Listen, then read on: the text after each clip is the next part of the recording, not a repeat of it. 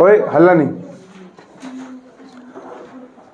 1/3 की घात 3 की होल घात 7। इस प्रश्न को हमको हल करना है, इस प्रश्न को हमको सोल्व करना है। कक्षा 9वीं क्लास की गणित का अध्याय 1 का नाम हमारा है संख्या पद्धति की प्रश्नावली 1.6 की प्रश्नावली 1.6 का यहाँ पर हम प्रश्न 3 का दूसरा सवाल को यहाँ पर हम हल कर रहे हैं। और सवाल देख सकते हो आप, 1/3 की घात 3 की होल घात 7 है। इसको यहाँ पर हल करने के लिए कहा जा रहा है। तो इसके लिए यहाँ पर डालेंगे हम हल, और हल डालने के बाद यहाँ पर लिखा है 3 की घात 1/3 की होल घात 7 लिखा हुआ है। क्या लिखा है? 3 की घात कितनी है? 1/3 है। 3 की घात कितनी है? 1/3, और इसकी होल घात कितनी है? 7 है। गणित का एक सूत्र होता है, यदि a की घात m हो और उसकी घात n हो। गणित का सूत्र याद रखोगे आप। यदि कोई संख्या a है, a की घात m है और उसकी घात क्या है? n है, तो होता यह है कि यहां पर a तो आधार है और m भी घात है और n भी क्या है? घात है।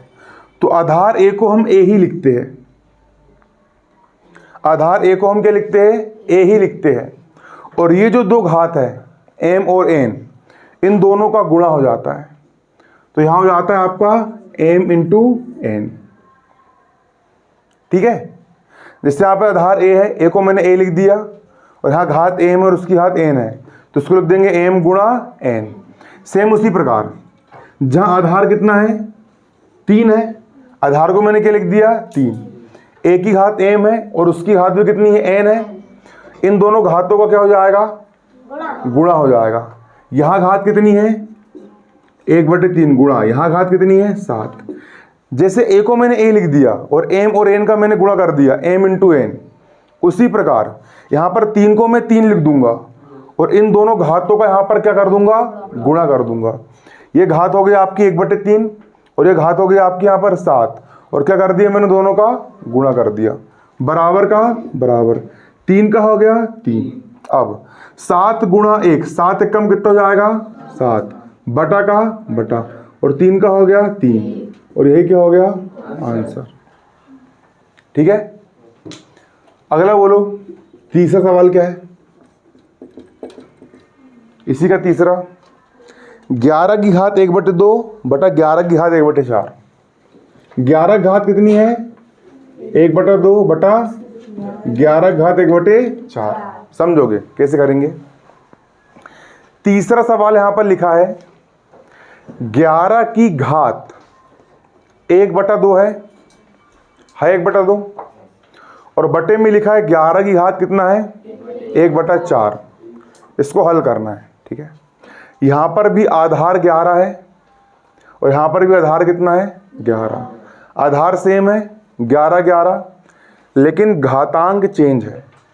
यहां पर घात कितनी है? 1/2, और यहां पर घात कितनी है? 1/4। तो अगर आधार समान हो, जैसे कि a की घात m हो और बटे में a की घात कितनी हो? n हो। यहां पर भी आधार a है, यहां पर भी आधार क्या है? a है। a है और घात कैसी है? अलग अलग है। यहां पर घात m है और यहां पर घात क्या है? n है। यदि आधार समान हो और घातें अलग अलग हो और भाग हो रहा हो, बटा लगा मतलब क्या हो रहा हो? भाग हो रहा हो, तो घातें घट जाती है। ए को लिख दूंगा मैं ए को मैंने क्या लिख दिया? a, और घातें घट जाएगी, मतलब यहां पर घात m है और यहां पर घात n है, ये घट जाएगी। m में से n घट जाएगा, तो यहां हो जाएगा m माइनस n। ठीक है। इसी प्रकार से यहां पर भी 11 है और यहां पर भी कितना है? 11। यहां पर भी आधार 11 है, यहाँ पर भी आधार कितना है 11। तो 11 11 को हम क्या लिख देंगे, 11 11 को हम लिख देंगे यहाँ पर क्या 11 लिख दिया मैंने। 11 11 को मैंने क्या लिख दिया 11 यहाँ पर मैंने लिख दिया। अब घातें घटा दी जाएगी। यहाँ पर घात कितनी है 1/2 माइनस यहाँ पर घात कितनी है 1/4। घातें घट जाएगी मतलब 1/2 घात में से मैंने 1/4 घात को मैंने क्या कर लिया घटा दिया। 11 11 को लिख दिया मैंने 11 और घात क्या हो गई यहाँ पर घट गई। घात 1/2 में से घात 1/4 यहाँ पर क्या हो गई घट गई।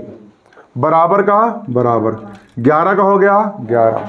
अब 2 और 4 का लघुत्तम लेना है। तो 2 और 4 का लघुत्तम कैसे लिया जाएगा। 2 और 4 का लघुत्तम अगर आपको लेना है तो देखिए भिन्न को हल करना सीखो। पहले भिन्न कैसे हल की जाती है। जैसे 1/2 ऋण 1/4 को हल करना है। सबसे पहले 11 को भूल जाओ। 1/2 में से 1/4 घटाना है ना। भिन्न को हल करने के लिए इनके हर का, ऊपर वाले को अंश कहते हैं, नीचे वाले को हर कहते हैं। इसका हर है 2 और इसका हर है 4। इनके हरों का हमको लघुत्तम निकालना पड़ेगा। तो देखो यहां पर है 2 और यहां पर है 4 का लघुत्तम निकाल रहा हूं मैं। ठीक है, सबसे पहले 2 का भाग जाएगा 2 एकम कोमा का 2 दूनी, फिर 2 से भाग देंगे 1 का हो गया 2 एकम 2 और 4 का लघुत्तम निकाले। क्या आया आपका 2 गुणा 2 और 2 दूनी कितना होता है 4। तो 2 और 4 का लघुत्तम 2 दूनी कितना आया 4 आ गया 4। हरों का लघुत्तम 2 और 4 का लघुत्तम कितना आ गया 4। अब इसका हर है 2 और इसका हर है 4। 2 का पहाड़ा ऐसा पढ़ो कि 4 से आगे ना बढ़े। 2 एकम 2 2 दूनी, मतलब इस बड़े वाले हर में इस छोटे वाले हर का भाग दो। तो 4 में 2 का भाग देना, कितने बार गया 2 एकम 2 2 दूनी 2 बार भाग गया। उस 2 का गुणा इसके अंश से कर दो। इसका अंश है यहां पर आपका 1, यहां पर कर दिया मैंने कितने से गुणा 2 से गुणा, माइनस का माइनस। अब फिर से इस बड़े वाले हर में इस छोटे वाले हर का भाग दो। 4 का पहाड़ा ऐसा पढ़ो कि 4 से आगे ना बढ़े। 4 एकम कितने बार भाग गया 1 बार भाग गया। 4 एकम 4 1 बार भाग गया। उस 1 का गुणा ऊपर वाले अंश 1 से कर दो। तो यहां क्या हो जाएगा 1 गुणा 1।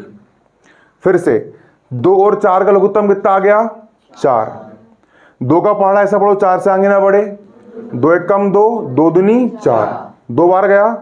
उस 2 का गुणा कर दिया हमने ऊपर वाले अंश से, माइनस का 4 एकम 4 1 बार गया। उस 1 का गुणा कर दिया हमने ऊपर अंश से, 1 गुणा 1 बराबर का 11 का 2 गुणा 1 2 एकम कितना होता है 2, माइनस का 1 गुणा 1 1 एकम 1 बटा का 4 का। अब 11 का 2 में से 1 गया और बटे में कितना है 4 और यही क्या हो गया आंसर। फिर से समझ लोगे एक बार, ये देखो ना। तीसरा सवाल लिखा है 11 की घात 1/2 है और बटे में 11 की घात 1/4 है। तो यहां पर भी आधार 11 है और यहां पर भी आधार कितना है 11 है। तो 11 11 आधार का मैंने आधार कितना लिख दिया 11। आधार समान है तो आधार को लिख दिया मैंने 11। घातें घट जाएगी, घातें घट जाएगी मतलब यहां पर घात 1/2 है और यहां पर घात 1/4 है। तो 1/2 में से 1/4 यहां पर क्या हो जाएगी घट जाएगी। 11 का हो गया 11। 2 और 4 का लघुत्तम निकालना पड़ेगा। अलग से रफ में मैंने 2 और 4 का लघुत्तम निकाल लिया। 2 से भाग दिया 2 एकम कोमा का 2 दूनी, फिर 2 से भाग दिया 1 का हो गया 1 2 एकम गुणा कर दिए 2 गुणित 2 2 दूनी कितना हो गया 4। लघुत्तम कितना आ गया 4। अब इसके बटे में 2 है और इसके बटे में 4 है। 2 का पहाड़ा ऐसा पढ़िए कि 4 से आगे ना बढ़े। 2 दूनी 2 बार गया। उस 2 का गुणा कर दी ऊपर अंश से, यहां हो गया 1 गुणा 2 माइनस का 4 का पहाड़ा ऐसा पढ़ो 4 से आगे ना बढ़े। 4 एकम 1 बार गया। उस 1 का गुणा कर दी मैंने ऊपर 1 से, 1 गुणा 1। 11 का हो गया 2 एक कम माइनस का 1 एक कम 1 बटा का 4 का 11 का 2 में से 1 गया और बटे में कितना है, नोट कर लो उसको।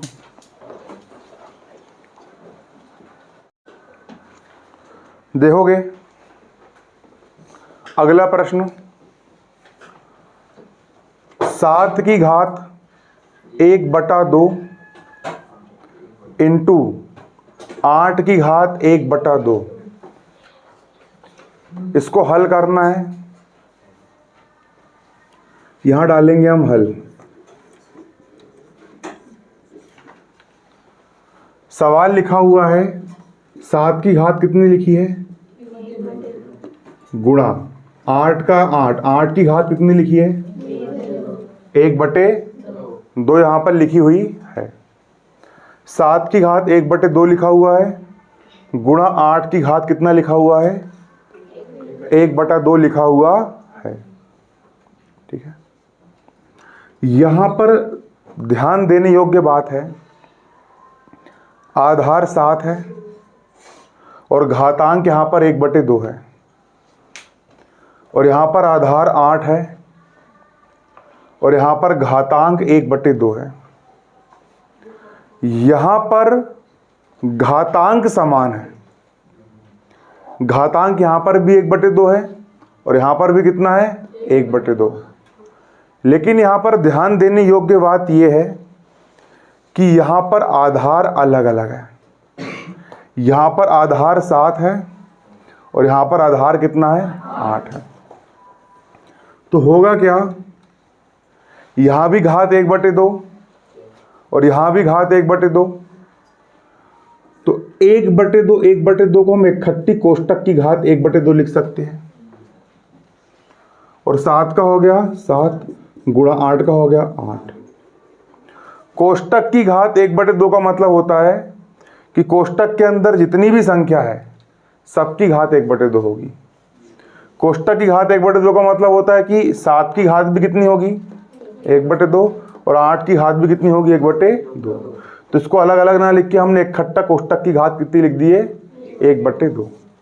आप गुणा कर देंगे, 7 गुणा 8 7 8 कितना होता है, 56, और घात 1/2 का हो गया 1/2। ठीक है, और यही हो गया आपका आंसर। अध्याय 1 हो गया आपका समाप्त।